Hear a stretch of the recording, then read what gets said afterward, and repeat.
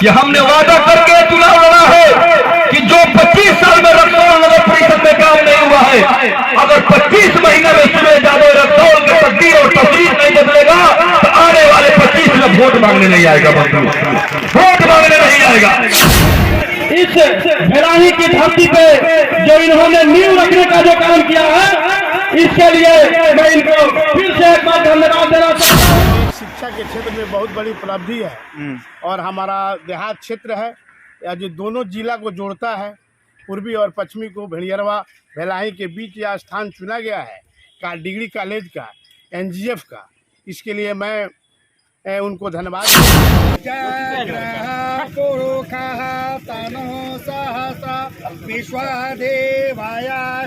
रुद्राणां गणपतिं हवामहे प्रियाणां प्रियपतिं हवामहे भूर्भुवः स्वः तत्सवितुर्वरेण्यं भर्गो देवस्य धीमहि धियो यो नः प्रचोदयात्।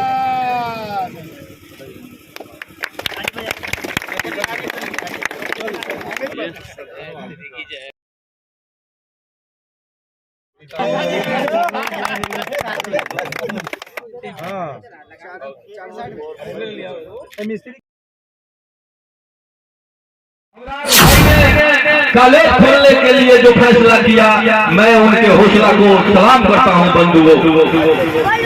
और मैं अबरार भाई को बताना चाहता हूं, अबरार भाई आपके सामने गीता जागता उदाहरण है सुरेश यादव।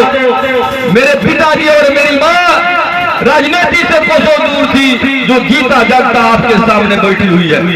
मैं कभी सोचा भी नहीं था कि हमें दो बार विधानसभा चुनाव लड़ना पड़ेगा और हमें अपने माँ को भी चुनाव लड़ाना पड़ेगा बंधुओं। चुनाव लड़ना मेरा पैसा नहीं है, मेरा बिजनेस नहीं है बंधुओं। हमने रक्सौल के सम्मान के लिए, रक्सौल के हजारों परिवार के हित के साबुन बचाने के लिए हमने दो बार विधानसभा से ठोकर खाने के बाद भी हमने हार मानने का स्वीकार नहीं किया बंधु। बहुत ऐसे लोग आए और आपके बीच में तरह तरह के आपको प्रलोभन देने का काम किए, ठगने का काम किए और चुनाव जीतने के बाद भी आपके सामने अपना चेहरा दिखाने का काम नहीं किए। इसलिए जिस दिन हमने प्रतिज्ञा कर लिया कि रक्सौल के विकास के लिए, रक्सौल के सूरत बदलने के लिए अगर हमें अपनी जान की कुर्बानी क्यों नहीं लगाना पड़े, मैं एक कदम पीछे हटने वाला इंसान नहीं है बंधुओं। और आप सबों को मालूम है कि पहली बार जब हमें महागठबंधन से टिकट देकर यहाँ भेजने का काम किया गया और इतिहास में पहली बार आप लोगों ने एक नेता नहीं, अपने बीच का भाई भतीजा बेटा समझकर हमें अपार समर्थन देने का काम किया और इतिहास के पन्ने में पहली बार उतना वोट दिया जो इसके पहले जीतने वाले व्यक्ति को उतना वोट नहीं मिला था बंधु। उसके बाद भी हमने कभी पीछे मुड़कर नहीं तका। दोबारा फिर हमारे साथ षड्यंत्र हुआ जो आपसे छुपा नहीं है। फिर हमने निर्दलीय चुनाव लड़ा और इतिहास में पहली बार 1950 के बाद 2020 तक इतना वोट किसी निर्दलीय प्रत्याशी को नहीं मिला था जितना आप लोगों ने एक गरीब के बेटा को, एक साधारण गृहिणी मेरी माँ है, उसके बेटा पर भरोसा कर आप लोगों ने हमारे हौसला बढ़ाने का काम किया बंधुओं। और रही नगर परिषद चुनाव लड़ने की, आप सबों को मालूम है कि बिहार सरकार के द्वारा पहली बार बिहार सरकार ने फैसला किया नगर परिषद, नगर निगम में, नगर पंचायत में डायरेक्ट सभापति, उप सभापति का चुनाव कराया जाएगा। तो हमने लगा कि क्यों नहीं हमें छोटा जगह से इस लड़ाई को लड़कर और विश्वास को जीतने का काम करें बंधुओं। संयोग से आरक्षण, महिला आरक्षण थे जिसमें हम नहीं लड़ सकते हैं चुनाव और मेरी घर में मेरी मां के सिवा दूसरा विकल्प नहीं था बंधुओं।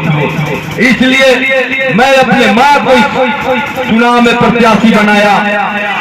आप सबों को मालूम है कि नगर परिषद में जिस जाति से हम आते हैं उनका संख्या 200 से 250 है, लेकिन अब मेरे अंदर आत्मविश्वास नहीं रहता तो मैं इतना बड़ा रिस्क नहीं लेता और इतना बड़ा चुनाव लड़ने का मैंने फैसला नहीं करता, जिसका परिणाम आपके सामने देखने को मिला कि रक्सौल के एक व्यवसायियों ने, एक माता, एक बहन ने हमें अपना भाई भतीजा बेटा समझकर हमारे माता श्री को एक वोट देकर सभापति बनाने का काम किया बंधुओं। और मैं आप सबों को भरोसा और विश्वास दिलाता हूं कि हमने वादा करके चुनाव लड़ा है कि जो 25 साल में रक्सौल नगर परिषद में काम नहीं हुआ है, अगर 25 महीने में सुरेश यादव रक्सौल की तकदीर और तस्वीर नहीं बदलेगा तो आने वाले 25 में वोट मांगने नहीं आएगा, वोट मांगने नहीं आएगा। बहुत ऐसे बहुरुपिया है कि चुनाव जीत रहे हैं और 3-4 साल हो गया आज तक रक्सौल में एक भी विकास नहीं दिख रहा है। और आप सबको को मालूम है कि जब हमने 2 महीने से इसमें लगा है, पहले कितना बजट होता था, क्या काम होता था, कब मीटिंग होती थी, किसी को मालूम नहीं होता था। लेकिन सुरेश यादव एक पूरा किताब है, एक एक मीटिंग, एक एक जो भी समस्या आ रहा है हमने समाज के सामने रखने का काम कर रहा है, क्योंकि हमें चोरी नहीं करना है, हमको लूटना नहीं है। अगर लूटना रहता तो 15 साल आपके इज्जत आबरू के लिए मैं अपना हर चीज नहीं लुटाता बंधु, और आपके इज्जत आबरू बचाने के लिए मैं अपने माँ का प्रतिष्ठा भी दांव पर लगाया है, आपके इज्जत आबरू बचाने के लिए, आपके विश्वास को हासिल करने के लिए बंधु। इसलिए लड़ाई लड़ना मेरा पेशा नहीं है, एक सेवा की भावना है बंधु। और आदमी वही आगे बढ़ता है जो निस्वार्थ भावना से काम करता है बंधुओं। जीता जागता उदाहरण आपके सामने है बंधुओं। इसलिए मैं अबरार भाई को मैं बताना चाहता हूं कि आप घबराइएगा नहीं, आपने जो फैसला किया ऐतिहासिक फैसला किया है और हमें भरोसा है अब बहुत भाग्यशाली है कि जिस मेरी माता श्री को आपने बुलाने का काम किया, उसी माता श्री का आशीर्वाद है कि आपके बीच आपका भाई भतीजा बेटा आज सीना चौड़ा करके बोलता है कि मैं रक्सौल का हूँ और एक ईमानदार यहाँ का जनप्रतिनिधि हूँ। कि आपको मालूम है कि सैकड़ों यहाँ के फर्स्ट पुलिस पदाधिकारी को हमने जवाब देने का काम किया बंधु। अब उसी माँ का आशीर्वाद आपको मिलने जा रहा है। हमें भरोसा ही नहीं विश्वास है कि आपका भविष्य उज्जवल होगा। इसी के साथ मैं पुनः आपके भविष्य उज्जवल का शुभकामना देते हुए बहुत बहुत धन्यवाद। जय हिंद, जय भारत। सुदूर गांव में बिल्कुल पिछड़े हुए इलाके में जो अबरार भाई ने और उनके सहयोगी बड़े भाई अखिलेश दयाल जी ने जो अपने अंदर ये सोच लाने का काम किया है कि एक शिक्षा के जगत में एक अलग जगाने का जो काम बनाने की धरती पर किया जा रहा है, मैं इसके लिए अबरार भाई को और उनके सारे टीम को बहुत बहुत धन्यवाद देना चाहता हूँ कि आज बिहार शिक्षा और स्वास्थ्य के क्षेत्र में शुरू से ही पिछड़ा है, लेकिन ये सोच बड़े बड़े जिला में अनुमंडल में बहुत स्कूल हैं, लेकिन इस भेलाही की धरती पे जो इन्होंने नींव रखने का जो काम किया है, इसके लिए मैं इनको फिर से एक बार धन्यवाद देना चाहता हूं और शिक्षा के क्षेत्र में आगे बढ़ने के लिए हमारा शुभकामना हमेशा आपके साथ रहेगा अबरार भाई।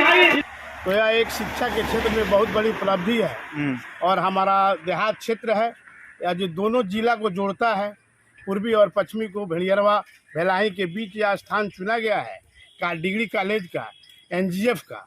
इसके लिए मैं उनको धन्यवाद दूंगा कि शिक्षा को आगे बढ़ाने के लिए उन्होंने बहुत बड़ी यह सोच किया है और उनकी सोच में मैं सहयोग देने का काम करूंगा। मैं मसवास पंचायत समिति की तरफ से, अपने पंचायत मसवास की तरफ से उनको बहुत बहुत धन्यवाद दूंगा कि उन्होंने अब बहुत अच्छा सोच करके यह काम को आगे बढ़ाया है और इससे आगे बढ़ाने में उनको सहयोग दूंगा।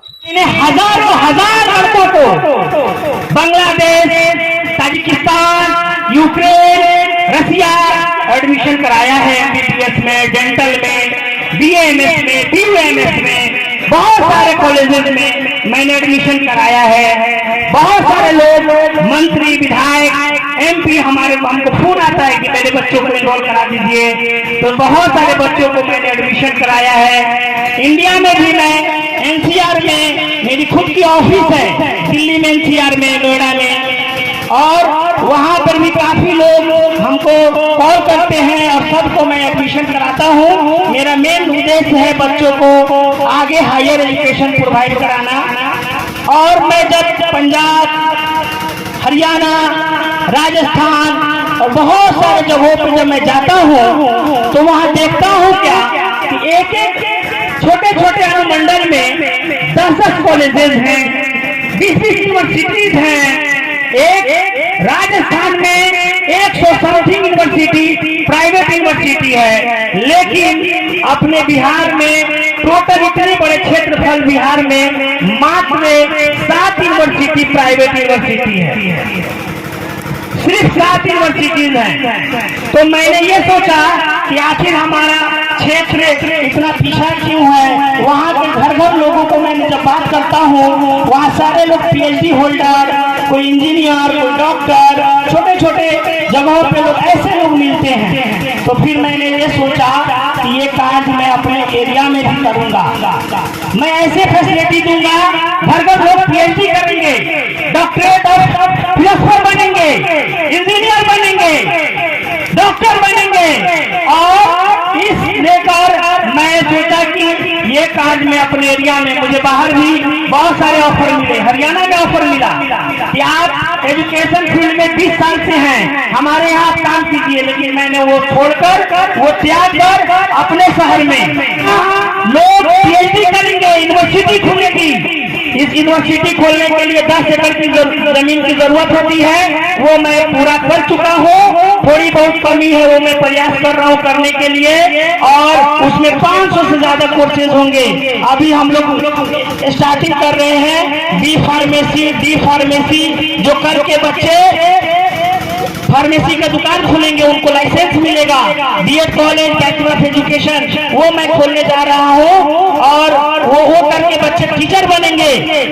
मैं जितने भी लोग आए हैं, मैं उम्मीद करूंगा कि ये लोग मेरा सपोर्ट करें और इस क्षेत्र को आगे बढ़ाएं।